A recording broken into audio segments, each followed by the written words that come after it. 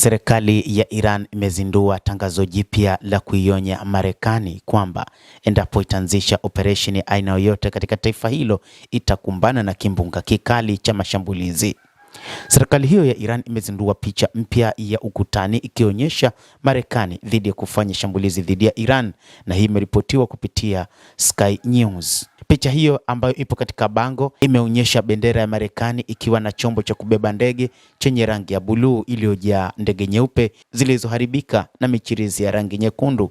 Nukuu karibu na picha hiyo ilitangaza kwamba ukipanda upepo utavuna tufani, ambapo imeandikwa kwa lugha ya Kiajemi pamoja na Kiingereza.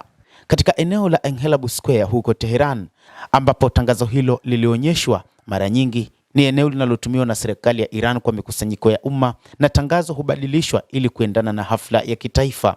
Picha hiyo ilizinduliwa baada ya rais wa Marekani Donald Trump kutoa vitisho vya mara kwa mara vya kuanzisha mashambulizi dhidi ya utawala wa Iran na kujibu kile ilichokiita ukatili dhidi ya waandamanaji. Serikali ya Iran imeweka tangazo hilo la tahadhari kwamba wakati huu inaweza ikaingia vitani wakati wowote, na kwamba haitokuwa kimya, itajibu kwa namna yoyote. Tangazo hilo ambalo limewekwa huko Engelab linaonyesha kwamba Iran imejiandaa vilivyo, kwa maana itashambulia meli za Marekani. Rais wa Marekani alithibitisha Marekani imetuma meli kwa ajili ya Iran. Trump alithibitisha wiki iliyopita kwamba Marekani ilikuwa na meli nyingi zinazoelekea Iran, lakini alitumai Marekani haikulazimika kuzitumia.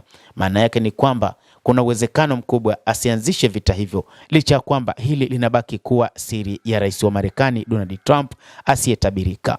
Rais huyo alisema kinukuliwa, "Tuna silaha inayowaongoza, wanajua tunachotaka," Trump alisema kabla ya kuondoka katika kongamano la kiuchumi la dunia huko Davos. Afisa wa ngazi ya juu wa Iran alisema kuwa Iran italichukulia shambulizi lolote kama vita vya kila upande dhidi yetu.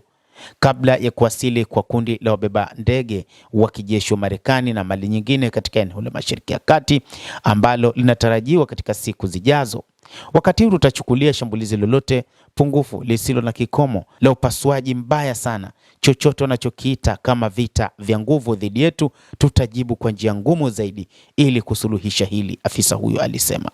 Hata hivyo, baadhi ya maafisa wa kijeshi wanasema kwamba kwa namna ambavyo serikali ya Iran imejiandaa kwa muda mrefu, na kutokana na vita hivi ambavyo Marekani inavitafuta, vita visivyokuwa na sababu za msingi, Iran imesema wamejiandaa kwa muda mrefu na walikuwa wakitambua kwamba maadui zao ni pamoja na Marekani, ambayo walidhani siku moja ingekuja kuanzisha mashambulizi, na hivyo wataalamu wa sayansi na teknolojia nchini humo walitengeneza aina ya silaha ambazo zina uwezo wa kuvunja ngome za wa Marekani. Iran imesema itashambulia maeneo yote yenye ngome za Marekani katika eneo la Mashariki ya Kati, lakini pia imesema itashambulia moja kwa moja ndani ya Marekani. Hii ni baada ya moja kati ya wabunge nchini humo kusema kwamba wanayo silaha yenye uwezo wa kuifikia Marekani. Inadaiwa pia kwamba serikali ya Jamhuri ya Kiislamu ya Iran imepata baadhi ya silaha kutoka nchini China pamoja na Urusi. Ndege za Su-35 zinadaiwa pia kwamba zipo nchini Iran na kwamba zinaweza zikatumika kufanya mashambulizi ndani kabisa mwa Marekani.